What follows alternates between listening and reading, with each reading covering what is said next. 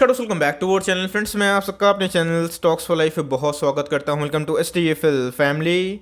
DFL members 3 दिन की लंबे छुट्टी के बाद फाइनली कल से हमें एक नया ट्रेडिंग वीक स्टार्ट होता हुआ देखने को मिलेगा। तो wish you all the best कि आपका ट्रेडिंग वीक अच्छा जाए। तो इसी बीच में गाइस आज मैं 7 लार्ज कैप स्टॉक के बारे में डिस्कस करने वाला हूं, जिसमें कोई कोई स्टॉक में अच्छे खासी हमें डिलीवरी देखने को मिल रही है और किसी किसी स्टॉक्स में हमें अच्छे मार्जिन मिल रहे हैं और किसी किसी स्टॉक में हमें ब्रेकआउट भी देखने को मिल सकता है। मेक श्योर दोस्तों मार्केट बुल फेज में है, तो इसी बीच में आपको जो दावेदारी है लार्ज कैप में हमेशा ज़्यादा फोकस करना है, बिकॉज लार्ज कैप थोड़ा कम गिरते हैं। और मार्केट की बात की जाए तो ईजीएस्ट वे पे अभी ट्रेड करता हुआ दिखाई पड़ रहा है, बिकॉज मार्केट के ट्रेंड की बात की जाए तो एक अप मूवमेंट देखने को मिल रहा है।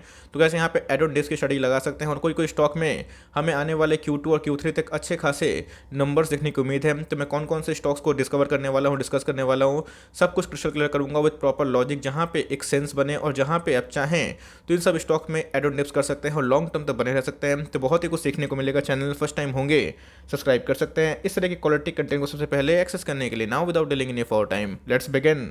सबसे पहला स्टॉक है एस्टेल लिमिटेड। जी हाँ दोस्तों, आज के दिन मैंने एक न्यूज़ भी साझा किए थे, बताया था कि एस्टेल के जो CFO है उन्होंने बताया है कि रियल एस्टेट में जो बूम देखने की उम्मीद है आने वाले 5-6 सालों में, इनके लिए पूरे पाइप इंडस्ट्री के लिए बहुत ही इंपॉर्टेंट एक रोल प्ले कर सकता है। तो जी हाँ, एस्टेल के जो नंबर्स हैं Q4 तक बहुत ही अच्छे थे। Q1 में आपको बताया कोविड के जो लॉकडाउन की वजह से इनके नंबर्स खराब हो चुके थे, जिसकी वजह से एक डिप आया था और आप देख सकते हैं कि हमें 2049 के आसपास ट्रेड करता हुआ दिखाई पड़ रहा है और इसका जो ऑल टाइम हाई है 2300 के आसपास है। तो मतलब दोस्तों स्टॉक में आपको 10% के आसपास करेक्शन देखने को मिल रहा है।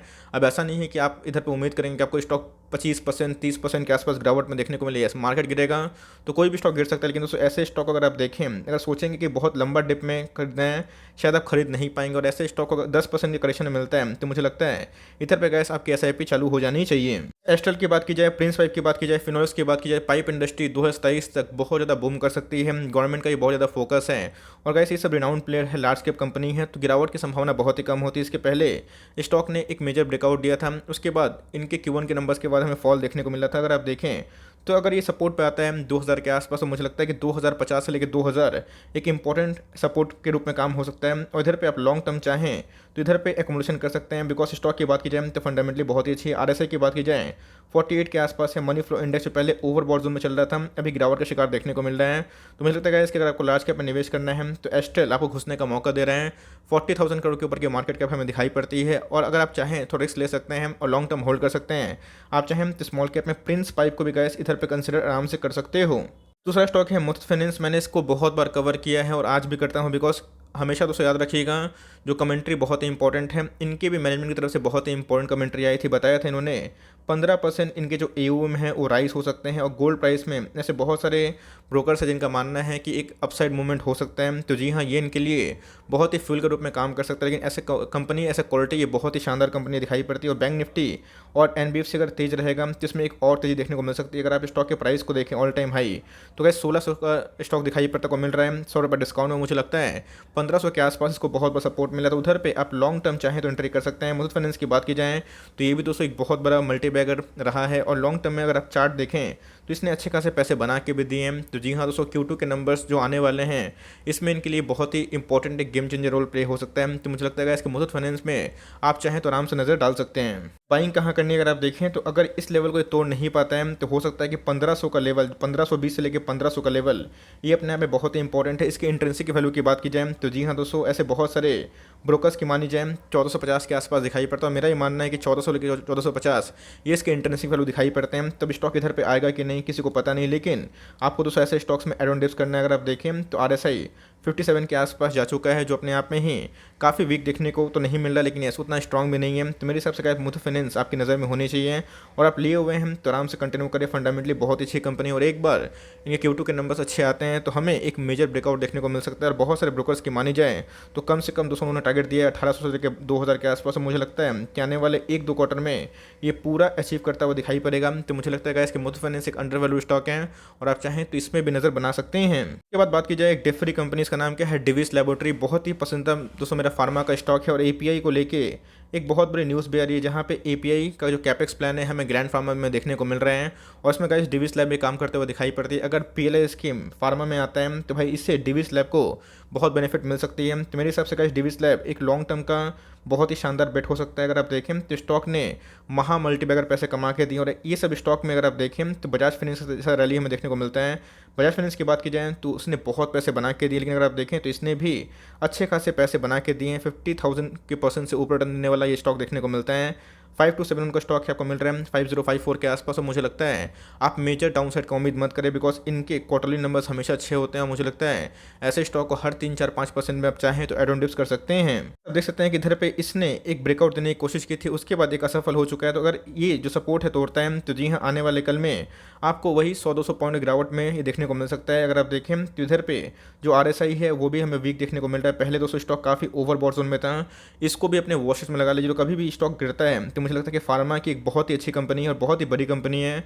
डेफरी कंपनी आपको रिवॉर्ड दे सकती है और लॉन्ग टर्म में आपको आराम से पैसे कमा कर दे सकती है। ये सब स्टॉक दोस्तों हमेशा चलने वाले स्टॉक है, 25 से 30% का सालाना ये सब स्टॉक बना कर दे सकते हैं। तो फार्मा में कोई कंपनी को निवेश करना है तो इस पे और लॉरस लैब पे आपकी नज़र होनी चाहिए। अगर बात की जाए नवीन फ्लो इंटरनेशनल लिमिटेड, ये बहुत ही शानदार कंपनी है और केमिकल की एक दिग्गज कंपनी दिखाई पड़ती है। डेट फ्री कंपनी है, बहुत ही कम केमिकल कंपनी होते हैं जिनके ऊपर कोई भी डेट नहीं होता। अगर आप देखें तो 4212 का हाई लगाने के बाद इसने 4000 के नीचे क्लोजिंग देना स्टार्ट कर दिया है। तो जी हाँ दोस्तों, एक डिप आता है तो ये अपना जो ओरिजिनल सपोर्ट है 3850 और 3650 इसको भी टच करने की क्षमता रखता है। तो अगर आपको इन दोनों लेवल से मिलता है तो मुझे लगता है कि इधर पे केमिकल वाली कंपनी में आप चाहें तो इसको आराम से स्टडी कर सकते हैं। यस, अगर आपको एलोकेशन केमिकल वाली कंपनी पे ठीक है तो इसको ऐड करने की आवश्यकता नहीं है, लेकिन अगर केमिकल लेस है और केमिकल वाली कंपनी में निवेश करना है, लार्ज कैप ढूंढ रहे हैं, तो भाई इसने भी अच्छे पैसे बना के दिए और आपको इस पे नज़र ज़रूर होनी चाहिए। अब देख सकते हैं कि नवीन फ्लोइन ने भी अच्छे खासे पैसे बना के दिए, लेकिन एक रेंज बाउंड देखने को मिल रहा है, 4000 लेवल क्रॉस नहीं कर पाता है। तो जी हाँ दोस्तों, 3800 के आसपास, 3850 के आसपास ये आपको दर्शन दिखा सकता है। बहुत ही अच्छा सपोर्ट इस कंपनी को 3650 के आसपास दिखाई पड़ता है। देख सकते हैं कि ये बहुत बार इसने इस रेंज पे सपोर्ट दिखाया है। तो जी हाँ, अगर गिरावट फर्दर होती है तो मुझे लगता है इधर पे एक लॉन्ग टर्म एक्मुलेशन हो सकता है। आरएसआई की बात की जाए तो 55 के आसपास दिखाई पड़ रहे हैं। तो यस, स्टॉक काफ़ी ओवरबॉट नहीं है और इन सब स्टॉक्स पे आपको लॉन्ग टर्म का दाव ऑफकोर्स खेलना चाहिए। तो जी हाँ दोस्तों, आप चाहें तो नवीन फ्लोइन को भी आराम से ट्रैक कर सकते हो। बात की जाए एल्केल एलिमेंट्स की तो जी हाँ, पिछले कुछ समय से अच्छी खासी हमें इधर पे एक पैनिक देखने को मिल रही है। बहुत लोगों ने 4500 के आसपास निवेश किया था और 4000 के आसपास आ चुका था, बट मैंने आपको हमेशा बताया है, याद रखिए दोस्तों, एफएल में भी हमने यही देखा था, बजाज फाइनेंस में भी हमने यही देखा था और ऐसे आईआरसीटीसी में हमने यही देखा था। लेकिन जिन्होंने पेशेंस दिखाया तो रिवॉर्ड उन्हीं को मिलता है। हमेशा स्टॉक नहीं भागता है, गिरता भी है। बालाजी एमाइंस की बात की जाए तो वो भी एमाइंस में काम करती है, लेकिन उनके जो नंबर्स है Q1 के इनसे बेटर देखने को मिले थे। लेकिन दोस्तों ये कंपनी बहुत ही फंडामेंटली अच्छी है और बात की जाए तो गैस इसने अपने शेयर होल्डर्स को बहुत रिवॉर्ड कर दिखाया है। 4749 का स्टॉक आपको मिल रहा है 4140 के आसपास। एल्केल एलिमेंट्स भी अपने आप में ही एक बहुत बड़ा मल्टीबैगर रहा भी है और ब्रेकआउट के बाद हमें एक गिरावट देखने को मिल रहा है। तो जी हाँ दोस्तों, 4000 इसके बहुत अच्छे सपोर्ट हमें देखने को मिलते हैं, उसके बाद तोड़ता है। तो मैंने आपको बताया कि फिबोनाची पैटर्न में ये 3650 3750 के आसपास जा सकता है। तो मुझे लगता है आपको एल्केल एलिमेंट्स में ये मौका नहीं छोड़ना चाहिए। यस, अगर आपने नवीन फ्लोइन लिया हुआ है तो कोई दिक्कत वाली बात नहीं है, एल्केल लिया तो भी कोई दिक्कत वाली बात नहीं है, दीपक लिया तो भी कोई दिक्कत वाली बात नहीं। सारे के सारे एक बहुत बड़े वेल्थ क्रिएटर। अगर आप देखें तो पिछले कुछ समय से जो काफ़ी ओवरबॉट था, अभी की बात की जाए तो ये ओवर सोल्ड जोन में जा चुका है। तो मुझे लगता है कि इधर पे एज अ मार्जिन बहुत ही सही है और इन सब स्टॉक को आपको एसआई पे जरूर करना है और ये सब स्टॉक ही लॉन्ग टर्म में दोस्तों को बहुत पैसे कमा के दे सकते हैं। उसके बाद बात की जाए रिलैक्सो फुटवेयर, जी हाँ दोस्तों, फेस्टिव सीजन हमें आने को देखने को मिल रहा है और उधर पे जितने भी कपड़े का जो सेल्स होता है, जूते का सेल्स होता है, चप्पल का सेल्स होता है, बहुत ही बढ़ जाता है। तो मुझे लगता है दोस्तों कि रिलैक्सो फुटवेयर्स, अगर आप ये उम्मीद कर रहे हैं आपको 1100 मिलेगा तो शायद दोस्तों इधर पे आप बहुत ही गलत उम्मीद कर रहे हैं। हो सकता है कि मार्केट गिरे तब को मिल जाए, लेकिन ये स्टॉक हमेशा एक ब्रेकआउट देता है बिकॉज मार्केट में इस स्टॉक को लेके बहुत डिमांड है। इसके पहले भी दोस्तों मैंने बहुत पैसों कवर किया था, बताया था कि बहुत चट्टान से मजबूत और कोविड के क्रैश में भी ये 20 से 25% के आसपास से गिरा था, जहाँ बड़े बड़े स्टॉक्स ने 60% की डुबकी मारी थी। तो मुझे लगता है कि ये फंडामेंटली बहुत ही अच्छी कंपनी है और इधर पर अगर आप निवेश करते हैं तो मेक श्योर बहुत ही बड़ा आपको तो मार्जिन नहीं मिलेगा, गैप नहीं मिलेगा, लेकिन आपको अपनी एसआईपी कंटिन्यू करनी है बिकॉज मिड कैप का एक बहुत ही अच्छा घोड़ा है जो कभी इसके नेवर एंडिंग बिजनेस देखने को मिल जाते हैं। लक्ष्यों की बात की जाए तो जी हाँ, अपने सपोर्ट पे खड़ा होता हुआ देखने को मिल रहा है और इसने एक दो बार 1150 के आसपास जाने की कोशिश भी की है। जी हाँ दोस्तों, 1130 से लेके 1150 अगर इस लेवल पे आता है तो मुझे लगता है कि रिलैक्सो में आपको ज़रूर खरीदारी करनी चाहिए, बिकॉज फंडामेंटली बहुत अच्छी कंपनी है। और जिस हिसाब से कोविड में भी इनके नंबर्स हमें देखने को मिले थे वो अपने आप में ही आउटस्टैंडिंग थे, और बाटा इससे बहुत पीछे अभी के टाइम में देखने को मिल रहे हैं। तो दोनों शानदार कंपनी है, आपके पास दोनों में से कोई भी कंपनी आप होल्ड करें, बिकॉज आरएसआई की बात की तो 50 के आसपास है। और गैस ये टेक्निकली उतना ओवरसोल्ड होता भी नहीं है, बिकॉज इसमें हमेशा कोई ना कोई बायर्स आते रहते हैं। तो मुझे लगता है गैस किधर रिलैक्सो में एक बहुत ही अच्छा खासा घुसने का मौका हो सकता है अगर आपको एक डिप मिलता है तो।